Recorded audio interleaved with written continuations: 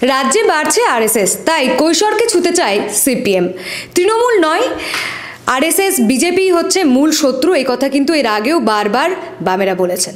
এবার শুধু ছাত্র যুব নয়, তাই একেবারে কৈশোর বেলা থেকেই বামপন্থা মগজে ঢুকিয়ে দিতে চায় সিপিএমের মতো বামপন্থী দল। তাই এবার কৈশোরকে ছুঁতে চাওয়ার চেষ্টা। আমার সঙ্গে আজকে এই নিয়ে আলোচনায় আমার সহকর্মী পঞ্চানন পোদ্দার রয়েছে, তার সঙ্গে কথা বলবো। কিভাবে কৈশোরকে ছোঁবে সিপিএম? সিপিআইএম বা পশ্চিমবঙ্গের বামপন্থীরা বা ভারতবর্ষের বামপন্থীরা যেহেতু এটা আদর্শবাদী একটা দল, ভারতবর্ষে মূলত যদি আদর্শবাদী দল হিসেবে দুটো দলকে ধরা যেতে পারে, বা দুটো দলের আওতায় অনেকগুলো দল আছে যদিও, তো সেটা হচ্ছে সিপিআইএম সিপিআই, এই যে একটা ঘরানা, আর একটা হচ্ছে আরএসএস বিজেপির যে ঘরানাটা। তো এক দল মনে করে তারা ধর্মীয়ভাবে তারা নাস্তিক এবং তো সেকুলারিজমে বিশ্বাস করে, আর একদল হিন্দুত্ববাদ একে বিশ্বাস করে। মজার ব্যাপার হচ্ছে CPI, communist party of India, তারা মনে করে বা তাদের ডকুমেন্টেও তারা লেখে 1925 সালে কমিউনিস্ট পার্টি অফ ইন্ডিয়ার জন্ম হয়, যদিও সিপিআইএম বিশ্বাস করে 1920 সালে তার জন্ম হয়। কিন্তু এই 1925 সালেই, যে 25 সালে সিপিআই এর জন্ম বলে বলা হচ্ছে, সেই বছরই আরএসএস এর জন্ম হয়। মানে এই যে নতুন বছরে আমরা পা দিলাম, আরএসএস এবং সিপিআই দুটো দলই 100 বছরে পা দিল। 100 বছরে ভারতীয়দের মগজে কতটা বামপন্থা এলো, কতটা হিন্দুত্ববাদ এলো, এটা নিয়ে একটা দীর্ঘ আলোচনা হতে পারে। আমার মনে একটা রিসার্চ হতে পারে, কতটা এলো কতটা গেল। এই হিন্দুইজমের থেকে কিছুটা নিয়ে, আবার বামপন্থার থেকে কিছুটা নিয়ে, মধ্যপন্থী কিছু দল ভারতবর্ষের সবচেয়ে বেশি দিন ক্ষমতায় থেকেছে। কংগ্রেস থেকেছে, পশ্চিমবঙ্গে তৃণমূল ক্ষমতায় আসে।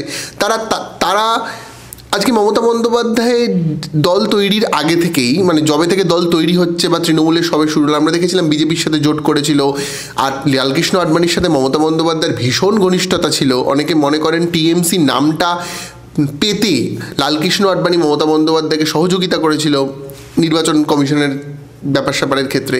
তো সব মিলিয়ে ভারতবর্ষে দুটোই আদর্শ, এবং সেই আদর্শটাকে মানুষের মগজে ঢুকিয়ে দেওয়ার চেষ্টা দুটো দলই করছে বা করে। এবার মানুষ তার জন্মের পর থেকে তার বড় হওয়ার মধ্যে দিয়ে, ঘাত প্রতিঘাতের মধ্যে দিয়ে সে কি নেবে কি নেবে না সেটা তার ডিসিশন। কিন্তু মানুষের জন্মের পর থেকে, মানে মোটামুটি বুদ্ধি হওয়ার পর থেকে, আমরা আমাদের বেঁচে থাকার মধ্যে দিয়ে, বড় হওয়ার মধ্যে দিয়ে আমরা সেটাকে অ্যাকসেপ্ট করি কিংবা করি না। কেউ আমরা ডানপন্থী, কেউ আমরা বামপন্থী, কেউ বা মধ্যপন্থী।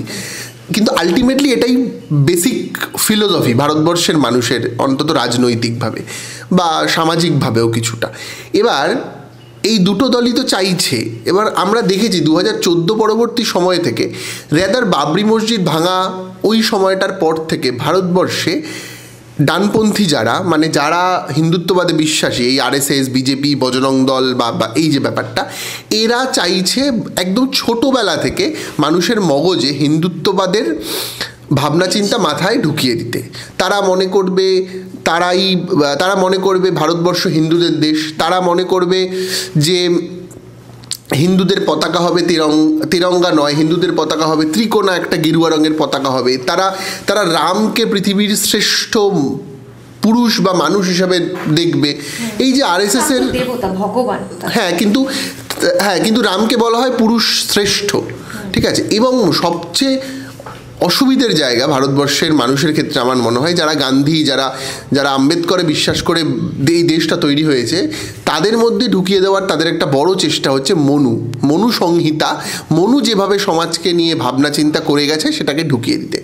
পাল্টা তাদেরকে কাউন্টার করতে আছে হচ্ছে কমিউনিস্ট পার্টি। কমিউনিস্ট পার্টি পশ্চিমবঙ্গে আজকে ক্ষমতায় নেই, কিন্তু এটা খুব সত্যি কথা, কমিউনিস্ট পার্টির ভাবনা চিন্তা দিয়েই একমাত্র এই আরএসএস এবং বিজেপিকে কাউন্টার করা পুরোপুরি সম্ভব। বাকিদের দিয়েও সম্ভব, কিন্তু তারা কোথাও গিয়ে সরাসরি আঘাতটা করতে পারছে না, ঠিক আছে।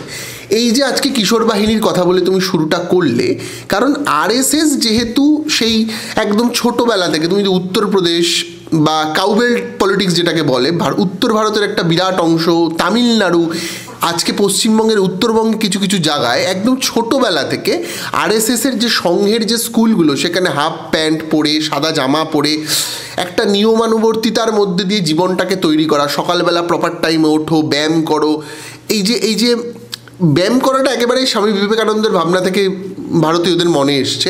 কিন্তু তার ছাড়াও যে তাদের রাজনৈতিক ভাবনা চিন্তা বা ঈশ্বরে বিশ্বাস করা, পুজো পাঠ করা, যা যা হয় আর কি আরএসএসের সকাল থেকে ঘটে যাওয়া কাজকর্মের মধ্যে দিয়ে, সেটাকে কাউন্টার মানে সেটার মধ্যে দিয়ে তো একটা দিলীপ ঘোষের জন্ম হয়, একটা সুকান্ত মজুমদারের জন্ম হয়। কিন্তু এই সুকান্ত মজুমদারদেরকে কাউন্টার করার জন্য বহুদিন আগে এই পশ্চিমবঙ্গে একটা লোক একটা সংগঠন তৈরি করেছিল, তার নাম সুকান্ত ভট্টাচার্য। তিনি তৈরি করেছিলেন কিশোর বাহিনী, এবং কিশোর বাহিনী এবং সুকান্ত ভট্টাচার্যকে আমরা একেবারে বামপন্থী কবি ধরেই নিতে পারি।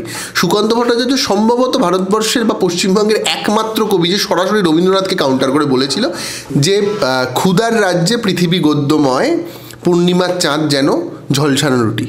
সুকান্ত ভট্টাচার্য আরও লিখছেন যে এদেশে জন্মে পদাঘাতী শুধু পেলাম। সুকান্তর বড় হওয়ার মধ্যে দিয়ে 60-এর দশক, সেই সময়কার ছাত্র আন্দোলন, মানুষ খেতে পাচ্ছে না, গ্রাম থেকে শহরে মানুষ দুটো ফ্যানের জন্য ভিক্ষা করছে, এই যে ভারত, এই যে গরিবের ভারত, এই যে মেহনতি মানুষের ভারত, এই না খেতে পাওয়ার ভারত, এই আদিবাসীদের ভারত, এই ভারতটাকে চিনতে চেষ্টা করেছিল সুকান্ত ভট্টাচার্য। এবং আমার ধারণা তিনি ছোটবেলা থেকেই কম বয়সী বাচ্চাদের মধ্যে এই ভারতটাকে চেনাতে চেয়েছেন। তাই কিশোর বাহিনী তিনি তৈরি করার মধ্যে দিয়ে কিশোরদের মনে কি রাজনীতির বীজ বপন করতে চেয়েছিলেন? আমার মনে হয় না। ইভেন আরএসএসও কিন্তু ছোটবেলা থেকে রাজনীতিকরণটা তারা করতে চায় না, কেউই চায় না। তো ছোটবেলাদের নিয়ে তো এই যে বাচ্চারা, তারা সুকান্ত একদিন মারা গেলেন, কিন্তু সুকান্তর আদর্শটা রয়ে গেল কিশোর বাহিনী আদর্শ স্থাপন। হ্যাঁ, বামপন্থার আদর্শ কিশোর বাহিনীর মধ্যে কি কি ঢোকানো হয়, তাদেরকে সাংস্কৃতিক কাজকর্ম করানো হয়, বা গান বাজনা, কবিতা বলা, এবং এইটার মধ্যে দিয়ে সুপ্তভাবে রাজনীতির বপন অবশ্যই হয়। এবার স্বাভাবিকভাবে যে কবিতাটা তারা পাঠ করবে কিশোর বাহিনীতে, তারা তো খুব হিন্দুত্ববাদী কবিতা টবিতা বলবে না, তারা একেবারেই বিদ্রোহী কবি কাজী নজরুল ইসলামের কবিতা বলবে, তারা হয়তো সুকান্ত ভট্টাচার্যের 18 বছর বয়স কবিতাটা বলবে। আমরা যে পাড়ায় পাড়ায় রক্তদান শিবিরের কালচার দেখি, এই রক্তদান শিবিরের কালচারটাও আমার সুকান্ত ভট্টাচার্যের লেখা থেকে উঠে আসে। তো এই যে রক্তদান শিবির, আঁকা প্রতিযোগিতা, বাচ্চারা রবীন্দ্রনাথের গান গাইছে, নজরুলের বিদ্রোহী কবিতা পড়ে স্পষ্টবাদী হচ্ছে, যুক্তিবাদী হচ্ছে। তারপর তারা ছোটবেলা থেকে কোনো রকম কুসংস্কারে বিশ্বাস করতে চাইছে না, তারা থিয়েটার করছে, ভালো সিনেমা দেখছে, গান বাজনা করছে, পড়াশুনো করছে। এই যে কালচারটা, এই কালচারটা বেসিক্যালি সুকান্ত শুরু করেছিল, কিন্তু কমিউনিস্ট পার্টি বা সিপিআইএম পশ্চিমবঙ্গে ক্ষমতায় আসার পর বা তার আগে থেকেই ধীরে ধীরে এই কিশোর বাহিনীটাকে ঘুরিয়ে ফিরিয়ে তারাই চালিয়েছে। এবং তাদের একেবারে সামনের সারির নেতারা হয়তো কিশোর বাহিনীতে নেতৃত্ব দেয়নি, কিন্তু তারাই চালাতো। যেভাবে আরএসএসকে আজকে যারা চালায়, কিংবা আজকে ধরো সংঘের যে সংগঠন কে দেখে, তুমি মোহন ভাগবত ছাড়া কাউকে জানতে পারবে না, এমন তলায় তলায় সংগঠন। এবং সেই সংগঠন ভারতবর্ষে আজকে এত বিরাট পরিমাণে আছে, যে কোনো রাজনৈতিক দলকে তারা মোটিভেট করতে পারে, যে কোনো মানুষকে তারা মানুষের কাছে পৌঁছে যেতে পারে। তাদের পাড়ায় পাড়ায়, মহল্লায় মহল্লায়, গলিতে গলিতে আরএসএসের সংগঠন আছে। কিন্তু কিশোর বাহিনীর এরকম ছিল, কমিউনিস্ট পার্টির ছিল, কমিউনিস্ট পার্টির বিজ্ঞান মঞ্চ, কমিউনিস্ট পার্টির লেখক শিল্পী সংগঠন, কমিউনিস্ট পার্টির কৃষক সভা, কমিউনিস্ট পার্টির শ্রমিক সংগঠন, মহিলা সমিতি, কিশোর বাহিনী, প্রতিটা সমাজের প্রতিটা লেয়ারে একটা একটা একটা একটা করে সংগঠন ছিল, যে সংগঠন আজকে কেরালায় আছে। আচ্ছা, কেরালায় কি কিশোর বাহিনী আছে? না, সেখানে যে বালা সঙ্গম। তো বালা সঙ্গম কাইন্ড অফ কিশোর বাহিনী, কিন্তু কিশোর বাহিনী বালা সঙ্গমের সরাসরি কমিউনিস্ট পার্টির প্রভাব আছে। বালা সঙ্গমের যেসব বাচ্চারা যায়, তারা সরাসরি পার্টির মিছিলে, মিটিংয়ে একদম ফ্রন্ট লাইনের দিকে থাকে। কিন্তু কিশোর বাহিনী তো বিতর্ক আছে, মানে শৈশবকেই কি সরাসরি রাজনৈতিকভাবে মানে মঞ্চে ব্যবহার করা একেবারেই। আবার এটাও ঠিক, ধরো একটা রাজনৈতিক অনুষ্ঠান, সেখানে ধরো একটা রবীন্দ্রসঙ্গীত দিয়ে শুরু হবে, সেই গানটা যদি একটা বাচ্চা গায়, তাহলে তাতে কি রাজনীতি আছে? তো এইটা না খুব কন্ট্রোভার্সিয়াল একটা ব্যাপার, আমি জানি না। কিন্তু কিশোর বাহিনী কিন্তু সেই অর্থে রাজনৈতিক সংগঠন একেবারেই নয়। পক্ষান্তরে কমিউনিস্ট পার্টি চালাতো কিংবা চালায়, আদর্শটাকে মগজে। হ্যাঁ, এটাই হচ্ছে মূলত কিশোর বাহিনীর ভাবসাব, যা এতক্ষণ ধরে বললাম। কিন্তু এবার যে গল্প, যেটা দিয়ে তুমি বলতে চাইলে বা আমাদের আজকে কথা বলার টপিক, সেটা হচ্ছে কিশোর বাহিনী কি বাড়ছে? কিশোর বাহিনী কি টেক্কা দিতে পারবে আরএসএসকে? কারণ আরএসএসের এই যে বিরাট সংগঠন, সবচেয়ে বড় কথা আরএসএসের কাছে ফান্ডিং আছে, টাকা পয়সাটা খুব জরুরি একটা সংগঠন চালাতে। একটা কিশোর বাহিনীর রক্তদান শিবির, আজকে একটা বিজ্ঞান মঞ্চের, যদি ধরো আমাদের এখনও তো গ্রাম বাংলার প্রত্যন্ত অঞ্চলে মাদুলি, তাবিজ, কবজ, কুসংস্কার নিয়ে প্রতিদিন বিভিন্ন নাড়াঘাটা হয়। এখনও তো পশ্চিমবঙ্গের প্রত্যন্ত অঞ্চলে যে পশ্চিমবঙ্গে একটা মাস্টারদার, সূর্য সেন, প্রীতিলতা ওয়াদ্দেদার একটা এরকম বিনয় বাদল দীনেশ জন্মেছে, সেখানেই তো আজও ডাইনি অপবাদ দিয়ে মানুষকে পাড়া ছাড়া করে গ্রাম ছাড়া করতে হয়। এটা তো কুসংস্কার। এই কুসংস্কারকে টেক্কাটা কে দেবে? এই কুসংস্কারকে কি পুলিশ দিয়ে টেক্কা দেওয়া যাবে? কমিউনিস্ট পার্টি মনে করেছে এভাবে হবে না। কমিউনিস্ট পার্টি মনে করেছে আমরা পাড়ায় পাড়ায় বিজ্ঞান মঞ্চ তৈরি করব। পাড়ার মেধাবী ছাত্রদেরকে, একটু মাস্টার মশাই, একটু বয়স্ক মানুষ, যারা একটু যুক্তিবাদী, যারা একটু বিজ্ঞান ভাবনায় বিশ্বাস করে, তাদেরকে নিয়ে এসে তারা বিজ্ঞান মঞ্চ তৈরি করেছিল। আজও বিজ্ঞান মঞ্চ আছে, কিন্তু যেহেতু ওই বললাম রাজনৈতিক ক্ষমতাটা খুব জরুরি। আজকের দিনে তুমি যদি আরএসএসের কুসংস্কারকে কাউন্টার করতে হয়, বা আরএসএসের সংস্কারকেও ধরে নিচ্ছি কাউন্টার করতে হয়, যে সংস্কার ধরো বলছে যে মুসলমান ভারতবর্ষে থাকবে, ঠিক আছে, কিন্তু ভারতবর্ষটা আসলে হিন্দুদের। ভারতবর্ষে জন্ম নেওয়া প্রতিটা মানুষই আসলে হিন্দু। এটা আরএসএসের ভাবনা চিন্তা, গোলওয়ালেকারের ভাবনা চিন্তা, রিটেন ডকুমেন্ট এটা। তো গোলওয়ালেকারের স্বপ্নের দেখা ভারতবর্ষ, যেখানে বলছে সবাই হিন্দু, কেউ আসলে মুসলমান নয়, এইটাকে কাউন্টার করবে কে? এটার জন্য যুক্তি দেবে কে? এই যুক্তিটা কি কোনো পুলিশ গিয়ে দেবে? কমিউনিস্ট পার্টি মনে করেছে এটা পুলিশ দিতে পারবে না, কোনো রাজনৈতিক সংগঠন দিতে পারবে না। তার জন্য প্রয়োজন একটা কিশোর বাহিনী, একটা বিজ্ঞান মঞ্চের। এই বিজ্ঞান মঞ্চ পাড়ায় পাড়ায় গিয়ে বোঝাবে এই মাদুলি, তাবিজ, কবজ দিয়ে কিছু হয় না। সাপকে দুধকলা খাওয়ালে আলটিমেটলি সাপ দুধকলা খায় না, এটা সম্ভব নয়। কিংবা যা যা ঘটনা ঘটে আমাদের গ্রাম বাংলায়, শহরে ঘটছে, গ্রাম বাংলায় কতটা খুব ছেদ যুক্তি, সেটা হিন্দু, মুসলমান, বৌদ্ধ, খ্রিস্টান সব স্তরে আছে। এই যে ব্যাপার স্যাপারগুলো, এই মাদুলি, তাবিজ, কবজ, কুসংস্কার, মেয়েদেরকে দিয়ে বিভিন্ন কাজকর্ম, এই যে ব্যাপার স্যাপারগুলো, এই এবং সমাজে নারীদেরকে যে দেখার যে আঙ্গিক, এগুলো কে তৈরি করবে? ছোটোবেলা থেকে কিশোর বাহিনী, বড় হয়ে বিজ্ঞান মঞ্চ, এরাই তৈরি করবে বলে মনে করেছে কমিউনিস্ট পার্টি। এবং পাড়ায় পাড়ায় তারা বিজ্ঞান মঞ্চের শাখা খুলেছে। তারা সাপ যে দুধকলা খেতে পারে না সেটা প্রমাণ করেছে গ্রামে গিয়ে। তারা বাচ্চাদেরকে নিয়ে গিয়ে আঁকা প্রতিযোগিতা, ভালো সিনেমা দেখা, এগুলোতে এনগেজ করেছে কিশোর বাহিনীকে দিয়ে, যেটা আজও পশ্চিমবঙ্গের কালচারের মধ্যে পড়ে। হয়তো সেটা কিশোর বাহিনী নামে নেই, কিন্তু আজও তো পাড়ার বাচ্চারা রবীন্দ্রনাথের নাটকে অভিনয় করে 25শে বৈশাখে।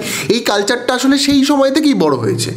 আজকে সুকান্ত ভট্টাচার্যকে বিরাট রবীন্দ্রনাথের বিরোধী বলা টলা হয়, কিন্তু এটাও ঠিক তো, সেই কিশোর বাহিনী, তার তৈরি করা কিশোর বাহিনী রবীন্দ্রনাথ ঠাকুরের জন্মদিন বা মৃত্যুদিনে পারফর্ম করে। তো এই কালচারটাকে বড় করতে চেয়েছে সিপিএম দীর্ঘদিন ধরে। এবার এখান থেকে তাদের রাজনৈতিক ফায়দা আছে ডেফিনেটলি। এই যে মগজে একটা সুকান্ত, মগজে একটা রবীন্দ্রনাথ, একটা নজরুল ইসলাম যে তৈরি হয়, এই তারা তো যুক্তিবাদী হবে যারা এগুলো পড়বে ছোটোবেলা থেকে। এবং প্রকৃতির প্রতি ভালোবাসা তৈরি হওয়া, জীবনানন্দ দাশ, রবীন্দ্রনাথ পড়া, যেভাবে রবীন্দ্রনাথ শান্তিনিকেতনকে ভাবতে চেয়েছে, এই যে ভাবনা চিন্তাটা কমিউনিস্ট পার্টি বাচ্চাদের মগজে দিয়ে আলটিমেটলি তাদেরকে যুক্তিবাদী তৈরি করতে চেষ্টা করছে। এই যুক্তিবাদ তাদেরকে বড় হয়ে তাদের ভোটার তৈরি করবে বলে মনে করেছে কোথাও গিয়ে কমিউনিস্ট পার্টি, সেটা হয়তো হয়েওছে। যে কারণে আজও পশ্চিমবঙ্গের বিরাট অংশের মানুষ বামপন্থী। তারা হয়তো তৃণমূলকে ভোট দেয়, কিন্তু তারা মগজে বামপন্থী। তারা ঠিক ডানপন্থী নয়, হয়তো মধ্যপন্থী, কিন্তু ডানপন্থী নয়। তাই এবার এইটাকে ভাঙতে তো চাইবেই বিজেপি, খুব স্বাভাবিকভাবে। ডানপন্থী দল বিজেপি, যে বিজেপির প্রতিষ্ঠাতা সদস্য শ্যামাপ্রসাদ মুখোপাধ্যায় পশ্চিমবঙ্গের মানুষ, আজ অবধি বিজেপি সেখানে একদিন ক্ষমতায় আসতে পারলো না। এটা তো বিরাট কষ্টের ব্যাপার, এটা আরএসএসের কাছে। তো সেই কষ্ট ঢাকতে পশ্চিমবঙ্গের পাড়ায় পাড়ায় আরএসএসের শাখা তৈরি হচ্ছে। সেই শাখাকে আবার কাউন্টার করতে কিশোর বাহিনীও আসছে। এবার কিশোর বাহিনী কতটা সেটা ছাপ ফেলতে পারবে, কতটা কি করতে পারবে, সেটা নিয়ে তো অবশ্যই সংশয় আছে, কারণ রাজনৈতিকভাবে ক্ষমতায় তো সিপিএম নেই। কিন্তু ওই যে কথাটা আমরা সবসময় বলি, সম্ভাবনাময় শিল্প, একদিনে না হলেও একদিন হবে। হ্যাঁ, একদিন হবে। তার কারণ হচ্ছে, আবার বলছি, পশ্চিমবঙ্গের মানুষ মগজে বামপন্থী, এদেরকে অত সহজে ডানপন্থী করা যাবে না। তারা যাই হোক না কেন, তারা হয়তো মিছিলে হাঁটতে ভয় পায়, তাও কিন্তু রাস্তায় বন্ধুদের সাথে গিয়ে গল্প করে, গর্ব করে, আমি একটা রবীন্দ্রনাথের,